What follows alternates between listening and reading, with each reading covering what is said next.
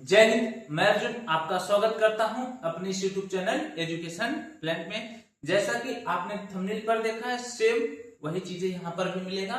ऐसा नहीं कि थंबनेल पर कुछ और देखे, यहाँ पर कुछ और। संवैधानिक विकास का स्टैंडर्ड प्रश्न 25 प्रश्न है। यदि आप 2500 प्रश्न तैयार कर लेते हैं, आपका संवैधानिक विकास वाला कॉन्सेप्ट क्लियर हो जाएगा। तो चलिए पहला प्रश्न क्या है देखते हैं। पहला प्रश्न है, कथन ने क्या बोला है, 1773 का रेगुलेटिंग एक्ट भारत में ईस्ट इंडिया कंपनी के कार्यों को नियमित और नियंत्रित करने की ब्रिटिश सरकार द्वारा उठाया गया पहला कदम था। जी हाँ, यह सही है, ठीक ना, क्योंकि 1773 से ही शुरू हुआ था रेगुलेटिंग एक्ट, फिर इसको 1781 आया था सेटलमेंट एक्ट, इसमें जो कमियां थी, ठीक। इसके द्वारा क्या हुआ था, बंगाल के गवर्नर जनरल ये सब, जैसे बंबई और मद्रास जो थे, सब बंगाल के अधीन आ गए थे, ठीक। तो चलिए कारण आर क्या बोल रहा है, इस अधिनियम के द्वारा पहली बार कंपनी के प्रशासनिक और राजनीतिक कार्यों को मानते हुए। जी हाँ, सही है, ठीक। जब 1773 रेगुलेटिंग एक्ट पढ़े तो उसमें सीधा सीधा ये शब्द लिखा गया और इसी की वजह से यह वाला सही है, क्योंकि नियमित और नियंत्रित यही तो है। जब प्रशासनिक और राजनीतिक कार्यों को जब मान्यता मिलेगी तो वह नियमित और नियंत्रित होगा। तो इसलिए क्या होगा, ए भी सही है, आर भी सही है, और आर जो है ए का सही व्याख्या कर रहा है। अब इसमें जो ऑप्शन है उसको देख लीजिए, ठीक। ऑप्शन ए कथन ए और आर दोनों सही है, आर ए का सही व्याख्या कर रहा है, यही वाला उत्तर हो जाएगा।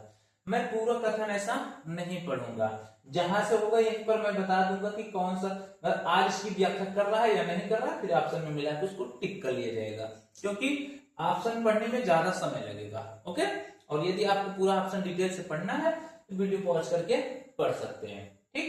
चलिए पहले का उत्तर हो जाएगा ऑप्शन नंबर ए, ठीक। चलिए प्रश्न संख्या 2 की तरफ देखिए मेरे भाई। प्रश्न संख्या 2 क्या है, कथन ए 1774 में कलकत्ता में स्थापित सुप्रीम कोर्ट के अधिकार क्षेत्र को लेकर गवर्नर जनरल परिषद और कोर्ट के बीच गंभीर विवाद उत्पन्न हो गए थे। जी हाँ, ठीक, यह बात सही है, ठीक ना। जो 1774 में कलकत्ता में स्थापित सुप्रीम कोर्ट था, ये गवर्नर जनरल की बात को लेकर विवाद हुआ था। इसीलिए क्या है, 1781 का सेटलमेंट एक्ट आया था, जो 1773 का रेगुलेटिंग एक्ट था ना, इसकी कमियों को सुधार करने के लिए, ठीक। यह बात पूरी तरीके से सही है, ठीक। आर क्या बोल रहा है, 1781 के सेटलमेंट एक्ट द्वारा गवर्नर जनरल और उसकी परिषद को सुप्रीम कोर्ट के क्षेत्राधिकार से मुक्त कर दिया गया। जी हाँ, यही 1781 आया, ठीक ना। जो सुप्रीम कोर्ट थे, ठीक ना, उसके क्षेत्राधिकार जो क्या है दायरे में थे, उसी को मुक्त कर दिया, तो बस वो लोग खुश हो गए, ठीक। यानी आपका आर भी सही है, लेकिन क्या यह आर इसकी व्याख्या कर रहा है? नहीं, यह आर इसकी व्याख्या इसलिए नहीं कर रहा है क्योंकि यहाँ पर जो बोला है गंभीर विवाद उत्पन्न हो गए थे, तो विवाद को वहां पर ये क्लियर नहीं, ये तो पहले से मेंशन था कि वहां का अधिकार क्षेत्र नियमित रहेगा, ठीक ना। इसलिए आपका ए और आर दोनों सही होंगे, लेकिन यह आर ए की व्याख्या नहीं करेगा। तब कौन से ऑप्शन में मिलेगा, ए और आर दोनों सही है, लेकिन आर ए की सही व्याख्या नहीं कर रहा है, यानी ऑप्शन नंबर बी क्या हो जाएगा, करेक्ट हो जाएगा, ठीक। चलिए प्रश्न संख्या 3 की तरफ देखिए। प्रश्न संख्या 3 क्या बोल रहा है, प्रश्न संख्या 3 बोल रहा है आपका 1784 के ईस्ट इंडिया एक्ट ने भारत में कंपनी के मामलों पर ब्रिटिश सरकार को पूर्ण नियंत्रण प्रदान कर दिया। 1784 में ही बोल रहा है पूर्ण नियंत्रण प्रदान कर दिया। जी हाँ, ठीक। ईस्ट इंडिया एक्ट के तहत भारत में कंपनी मामलों ब्रिटिश सरकार को पूर्ण नियंत्रण प्रदान कर दिया, यह बात सही है, ठीक। आर क्या बोल रहा है, इस अधिनियम द्वारा भारत में राजनीतिक मामलों में प्रबंधन के लिए बोर्ड ऑफ कंट्रोल के नाम से निकाय का गठन किया गया है। जी हाँ, यह भी सही है, ठीक ना। 1784 से ही क्या है, बोर्ड ऑफ नियंत्रण यानी कंट्रोल का एक निकाय गठन किया गया था, ठीक ना। किसके लिए, राजनीतिक मामलों के लिए, ठीक। तो आर भी सही है, ए भी सही है, ठीक। लेकिन क्या आर ए का सही व्याख्या कर रहा है, इसको चेक करते हैं। अब यहाँ पर बोर्ड ऑफ कंट्रोल का नियंत्रण किया, तो जब बोर्ड ऑफ कंट्रोल नियंत्रण किया तो इसी की तरफ तो पूर्ण नियंत्रण प्रदान होगा, यानी आपका आर ए का सही व्याख्या कर रहा है, तो ए भी सही होगा, आर भी सही होगा और आर ए की सही व्याख्या करेगा, ठीक।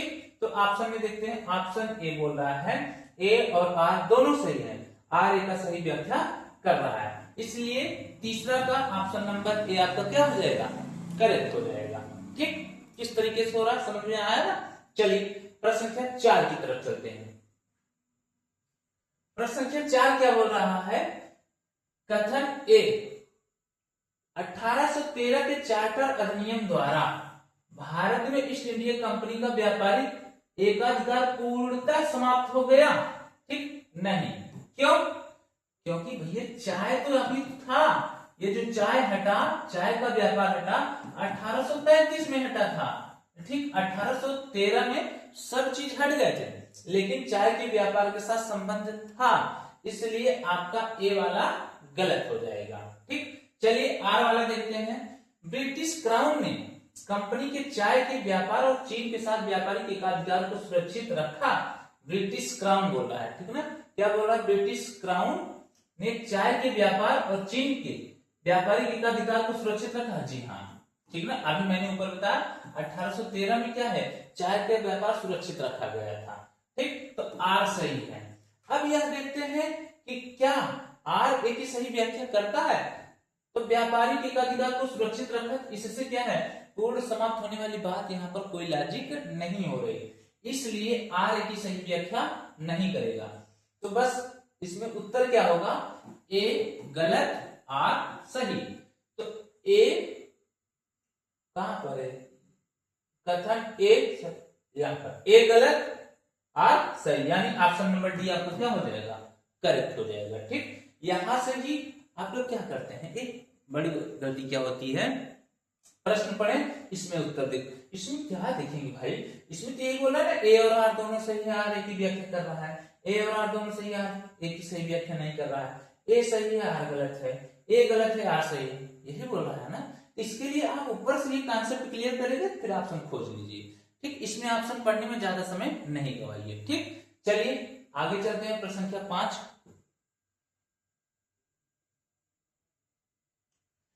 ठीक, चलिए प्रश्न संख्या 5 क्या है, प्रश्न संख्या 5 क्या बोल रहा है, 1833 का चार्टर अधिनियम, क्या 1833 का चार्टर अधिनियम भारत के प्रशासनिक केंद्रीकरण की दिशा निर्णायक कदम था। जी हाँ, 1833 से ही केंद्रीकरण का निर्माण हुआ था। ठीक ना, चलिए आगे बोल क्या रहा है, आर इसने बंगाल के गवर्नर जनरल को पूरे ब्रिटिश भारत का गवर्नर जनरल बना दिया और उसे असीमित विधायी शक्ति प्रदान कर दिया। जी हाँ, ये भी सही बात है। ठीक ना, ये 1833 जो था ये भारत का गवर्नर जनरल बना दिया, ये बात सही है। ठीक, और असीमित शक्ति प्रदान कर दी, ये भी सही है। ठीक, यानी ए सही है, आर सही है। अब यह चेक करना है क्या आर ए की सही व्याख्या कर रहा है, तो जब ये बताइए गवर्नर जनरल को पूरे ब्रिटिश भारत के गवर्नर जनरल जो बना दिया गया, असीमित विधायी शक्ति बना दिया, तो केंद्रीकरण हो गया कि नहीं। ठीक, केंद्रीकरण, प्रशासनिक केंद्रीकरण हो गया कि नहीं, यानी आर ए की सही व्याख्या कर रहा है, यानी ऑप्शन नंबर ए करेक्ट हो जाएगा। ए और आर दोनों सही है और आर कथन ए की सही व्याख्या करता है। ठीक, चलिए प्रश्न संख्या 6 की तरफ चलते हैं। देखिए प्रश्न संख्या 6 क्या है, देखिए मैं रिमोट लिया हूं और तब भी वहां से बटन टिप रहा हूं, अब रिमोट से करूंगा। ठीक, गर्मी हो रही है, थोड़ा सा पसीने पोंछ के पढ़ाएंगे, क्योंकि पंखा चलाएंगे तो आवाज आएगी। ठीक, प्रश्न संख्या 6 देखते हैं। कथन ए 1833 के बाद ईस्ट इंडिया कंपनी एक विशुद्ध रूप से प्रशासनिक निकाय बन गई थी।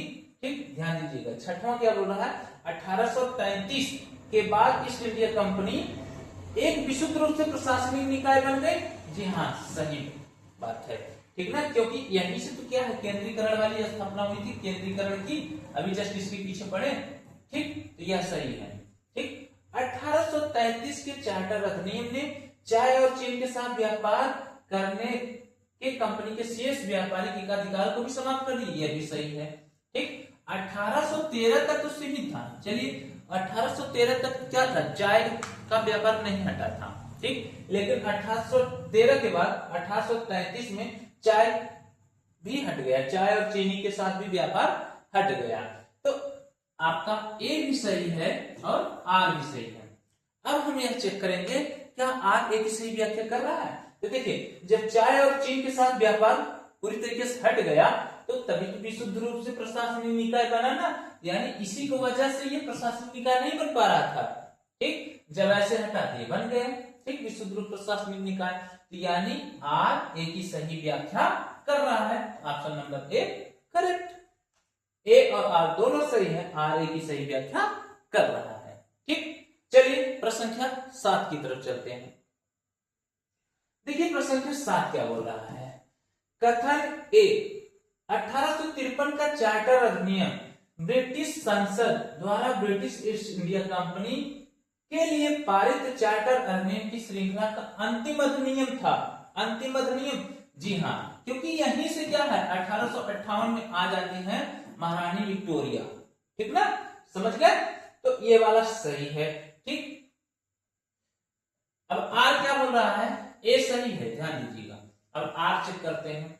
इस अधिनियम ने स्पष्ट रूप से संकेत दे दिया कि ब्रिटिश क्राउन किसी भी समय कंपनी के शासन को समाप्त कर सकता, अपने हाथ में ले सकती है। आर भी सही है। ठीक ना, जब ये अंतिम चार्टर अधिनियम था तो यही से संकेत मिल गया कि जो है ये ब्रिटिश क्राउन कभी भी अपने हाथ में सत्ता ले सकती है। ठीक, और यही चीज है जब ये हट गया, ठीक, अंतिम अधिनियम था, तो यह क्या चीजें आया तो यही इसको क्या करेगा, फॉलो करेगा। यानी आर जो है ए की सही व्याख्या करेगा। ए खत्म होने के बाद ही क्या है आर आया। ठीक, तो आपका आर ए का सही व्याख्या भी करेगा। तो ए और आर दोनों सही है, आर कथन ए की सही व्याख्या कर रहा है, यानी ऑप्शन नंबर ए करेक्ट। ठीक, चलिए प्रश्न संख्या 8 की तरफ देखिए। प्रश्न संख्या 8 क्या है, ठीक ना। मैं देखिए बीच बीच में ज्यादा ऐसे फालतू बातें नहीं किया जाएगा। ठीक, प्रश्न पे जो डिस्कशन है उसको डिस्कशन किया जाएगा। ठीक है, अब ये नहीं बताया जाएगा यहां से ये इसमें आ जाएगा उसमें आ जाएगा, नहीं भाई। ठीक, आपको पता है जिस एग्जाम की तैयारी कर रहे हैं आपको पता है कि उसमें क्या आने वाला है। ठीक ना, तो चलिए अब यदि आपको सिलेबस नहीं पता है तो आप अंधेरे में तीर मार रहे हैं। जिस चीज का तैयारी कर रहे हैं आप सिलेबस पता करिए। देखिए सिलेबस से रिलेटेड है तो यहाँ पर रुके रहिए, नहीं तो जहां आपको लगे हाँ हमारे सिलेबस से रिलेटेड है ये चीजें वहीं पर पढ़िए, समय ना गवाइए ना जी। चलिए प्रश्न संख्या 8 कथन है क्या हो रहा है। 1858 के भारत सरकार अधिनियम द्वारा भारत का गवर्नर जनरल अब सीधे ब्रिटिश क्राउन के प्रत्यक्ष प्रतिनिधि बन गया। सही बात है, जस्ट अभी पीछे पढ़ा है हमने। ठीक ना, अब बोला है 1857 के विद्रोह के बाद ब्रिटिश संसद ने भारत का शासन ईस्ट इंडिया कंपनी से सीधे ब्रिटिश राजशाही को हस्ताक्षरित कर दिया। ठीक, यह भी बात सही है। ठीक ना, और यह जो है इसी की वजह से ये चीजें आया, तो ए भी सही है, आर भी सही है, और आर ए की व्याख्या कर रहा। प्रश्न पढ़ने से सीधे मिल जा रहा है क्योंकि ईस्ट इंडिया कंपनी ने सीधे राजशाही को हस्ताक्षरित कर दी। जी हाँ, तो ये हस्ताक्षरित की तभी तो ये पाया। ठीक, ये आर जो है ए की सही व्याख्या कर रहा है, यानी ऑप्शन नंबर ए क्या हो जाएगा, करेक्ट हो जाएगा। कथन ए और आर दोनों सही है और कारण आर ए की सही व्याख्या करता है। ठीक, चलिए प्रश्न संख्या 9, हाँ प्रश्न संख्या 9 देखते हैं।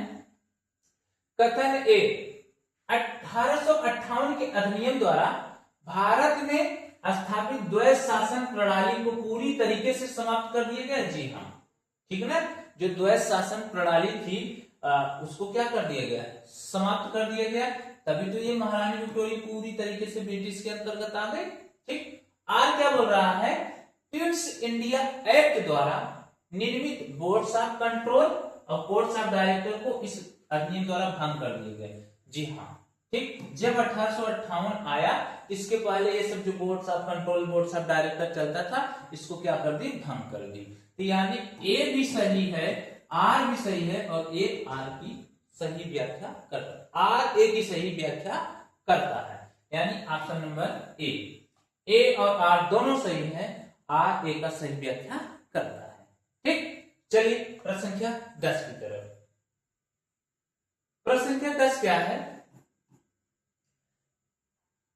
कथन ए, 1861 का भारत परिषद अधिनियम भारत में प्रतिनिधि संस्थाओं और विकेंद्रीकरण की शुरुआत की प्रतीक माना जाता है। ठीक, तो यह बोला है ऑप्शन नंबर ए क्या है, एकदम सीधा सीधा सही है, क्योंकि विकेंद्रीकरण का शुरुआत 1861 में हुई है। और मैं इसका टॉपिक भी बनाया हूँ, टॉपिक वाला भी वीडियो बनाया, इसमें तो प्रश्न है, टॉपिक वाला भी वीडियो बनाया है, उसको आप देख लीजिए, पूरा टॉपिक क्लियर हो जाएगा। ठीक, और ये टॉपिक जो है अक्सर भूलते हैं, इसलिए इसको बार बार रिवीजन करिए, नहीं भूलेंगे। आज क्या बोल रहा है, इस अधिनियम ने बंबई और मद्रास प्रेसिडेंसियों को पुनः कानून बनाने की शक्ति देकर विकेंद्रीकरण की शुरुआत की। जी हाँ, सही बात है, ठीक ना, सही बात है। और जब ये इन दोनों को दे दिए, विकेंद्रीकरण की प्रक्रिया की शुरुआत की, तो आर इसका व्याख्या भी करेगा। ठीक, तो ए सही, आर सही, आर ए की व्याख्या करेगा, ऑप्शन ए सही। अब तो ऑप्शन पकड़ ही लिए होंगे। ठीक, चलिए प्रश्न संख्या 11 की तरफ 1 मिनट रुकते हैं, देखें वीडियो सही से रिकॉर्ड हो रहा है नहीं।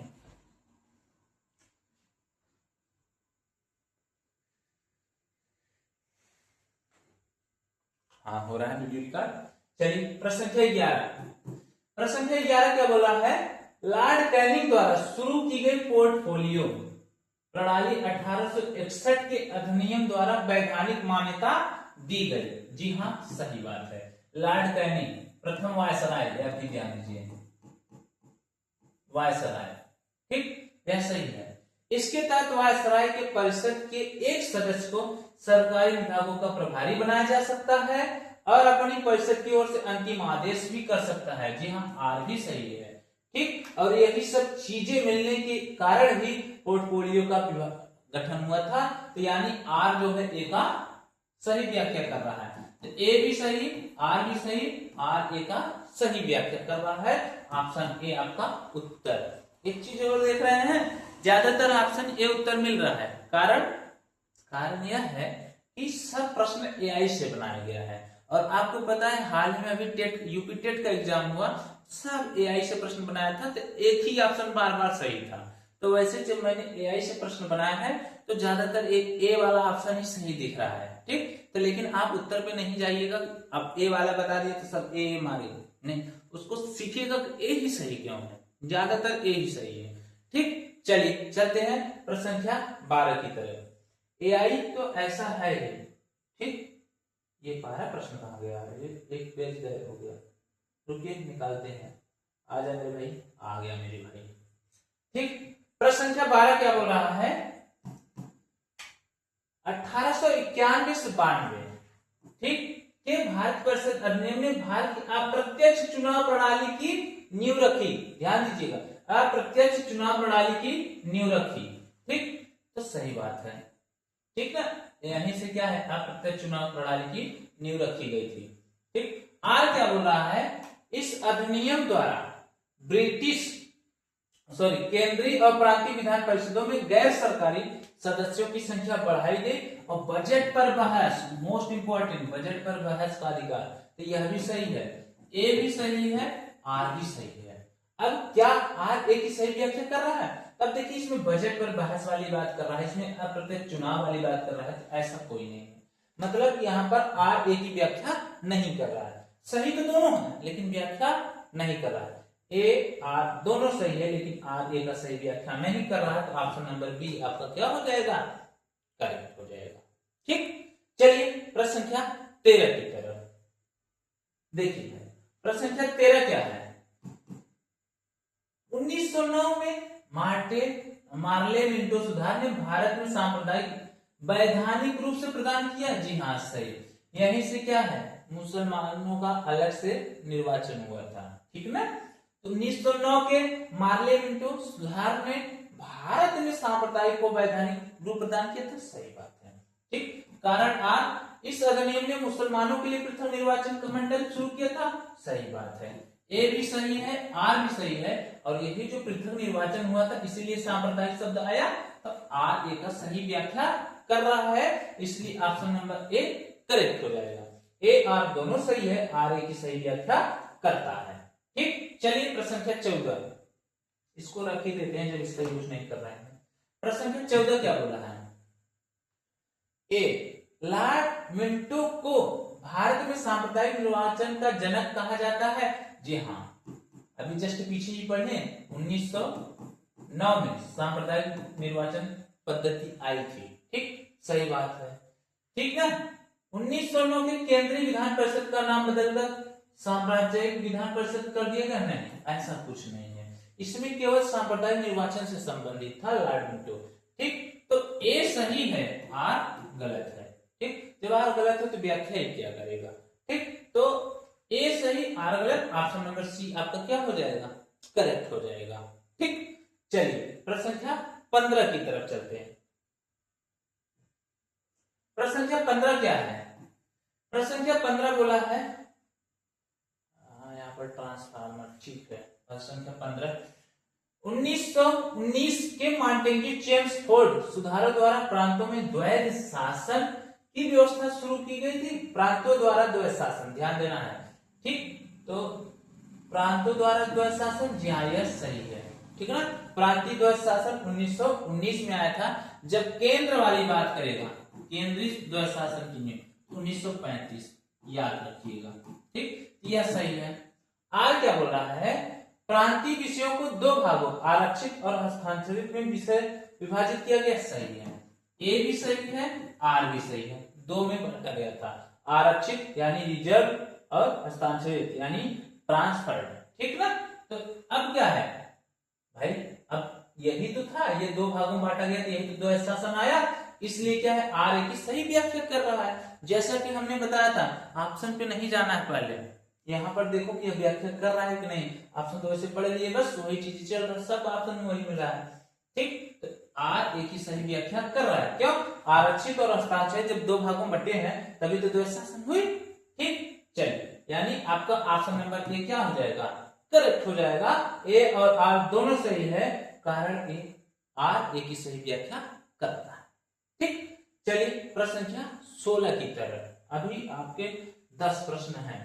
ठीक ना, प्रश्न संख्या 16 क्या बोल रहा है, 1919 के भारत सरकार अधिनियम द्वारा केंद्र में पहली बार द्विसदनी विधायिका स्थापित की गई थी। केंद्र में बोला है तो सिंपल सी बात है, जब केंद्र में बोला है, अब भारत सरकार अधिनियम द्वारा केंद्र में पहली बार द्विसदनी, ठीक ना, विधायिका बोला, विधायिका स्थापित की गई है, सही बात है। ठीक ना, विधायिका शब्द बोला है इसलिए सही बात है।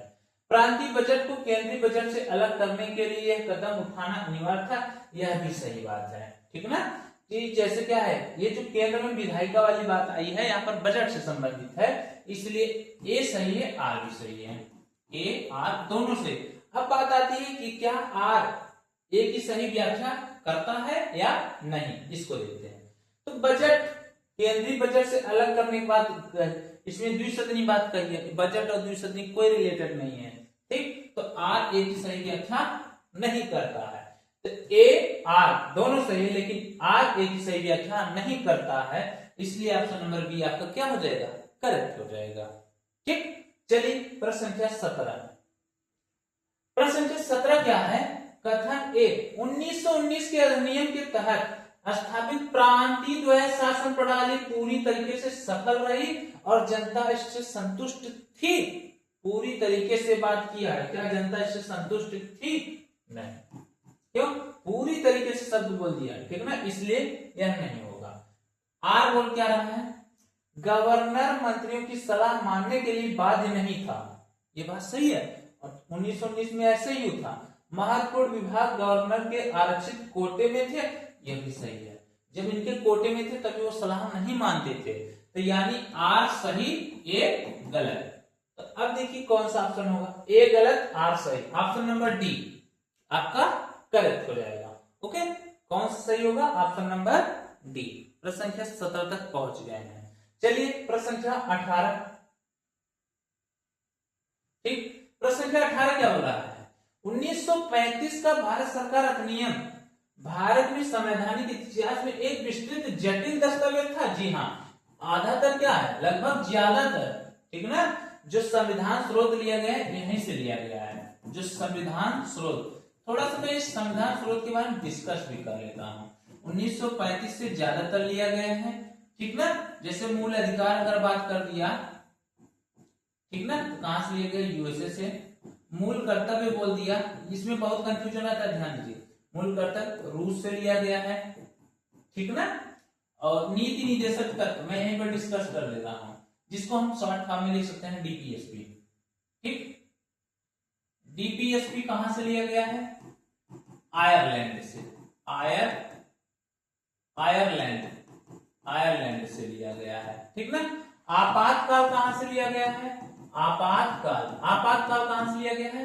जापान से, जर्मनी से लिया गया, जर्मनी से।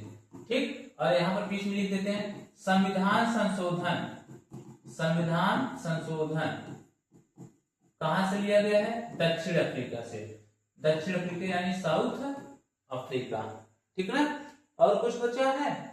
ठीक, और ये जो संविधान संशोधन है आर्टिकल 368। ठीक ना। यहाँ पर मैं थोड़ा एक्स्ट्रा बता दे रहा हूं। ठीक ना। चलिए इतना है। अब ये तो सही है। अब आर के बारे में चर्चा करते हैं कि क्या आर क्या बोल रहा है।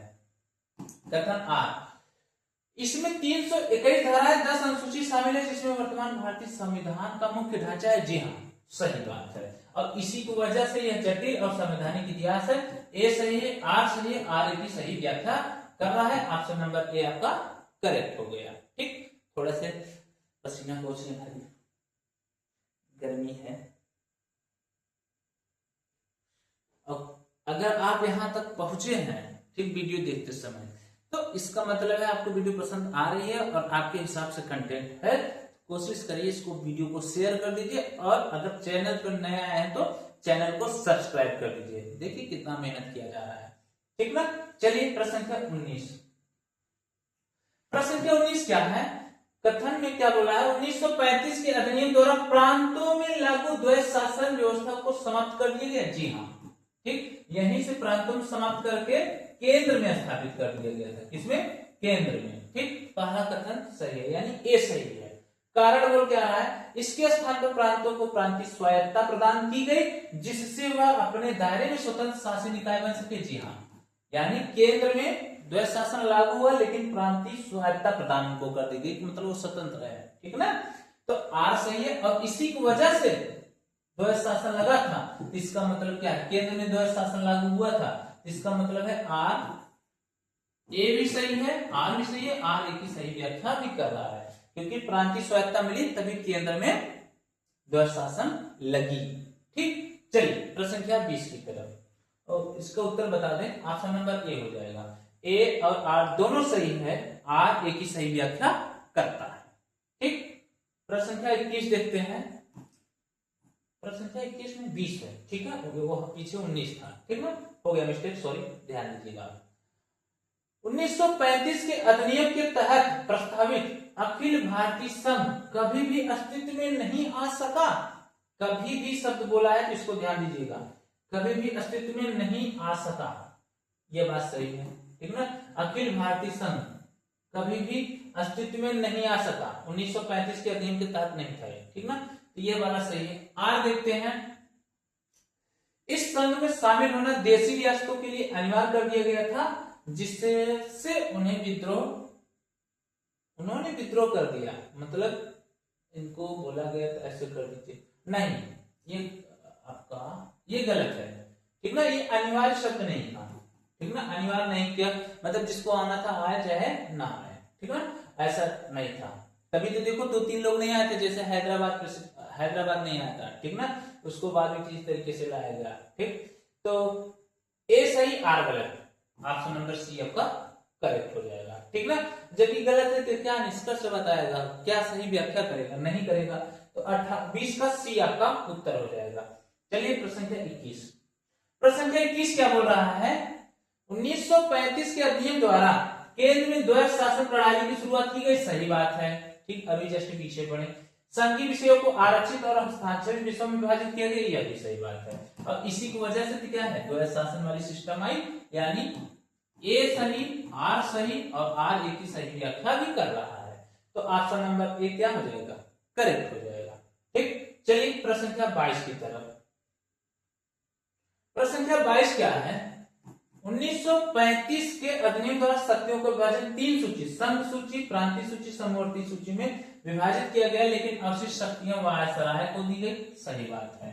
ठीक ना, तीनों विभाजित किया गया, संघ सूची, प्रांतीय सूची, समवर्ती सूची। जो समवर्ती सूची है ना, इसमें केंद्र और राज्य दोनों का हस्तक्षेप रहेगा, और प्रांतीय सूची केवल राज्य और संघ सूची केवल केंद्र। ठीक, तो यह सही है।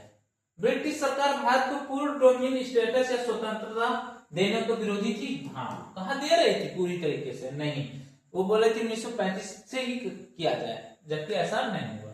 तो ए और आर दोनों सही है क्या, लेकिन यह व्याख्या कर रहा है नहीं। अब ये जो ये देना नहीं चाह रही थी स्वतंत्रता, तब भी यहाँ पर संघीय प्रांतीय समवर्ती विभाजित किया गया है, तो क्या आर ए का सही व्याख्या करेगा? नहीं। तो ए आर दोनों सही है, लेकिन आर ए की व्याख्या नहीं कर रहा है। Option number B correct. A सही, आर सही, दोनों सही, लेकिन आर ए की सही व्याख्या नहीं कर रहा है। तो 22 का उत्तर ऑप्शन नंबर बी। चलिए प्रश्न संख्या 23 की तरफ। प्रश्न संख्या 23 है ना? प्रश्न संख्या 23 क्या बोल रहा है? कथन 1937 में दिल्ली स्थापित संघीय न्यायालय का अंतिम अपीलीय न्यायालय था। अंतिम अपीलीय नहीं था, ठीक ना, इसके बाद भी था, ठीक ना। तो अंतिम शब्द इसको सरासर गलत कर दे रहा है, ठीक ना। कुछ देखिए, कुछ इसमें क्या है, इस वाले ऐसे सवाल में ना कुछ पॉइंट होते हैं कि सभी, ठीक ना, जो निगेटिव टाइप का रहेंगे वो ज्यादातर गलत रहते हैं। तो यहाँ पर अंतिम गलत। इस न्यायालय के खिलाफ अपीलीय लंदन स्थिति में प्रिवी काउंसिलिंग में की जा सकती है। ठीक, सही बात है, ठीक ना, किया जा सकता था। ठीक, तो ए गलत आर सही। ए गलत आर सही कहां है? Option number D. ए गलत आर सही। जब ए गलत है तो कौन व्याख्या उसका करेगा? नहीं। तो ए गलत आर सही, यानी 23 का डी। चलते हैं प्रश्न संख्या 24 की तरफ। देखिए प्रश्न संख्या 24 क्या बोल रहा है?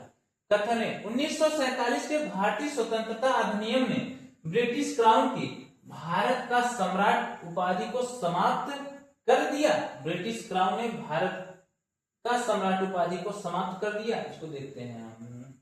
1947 24।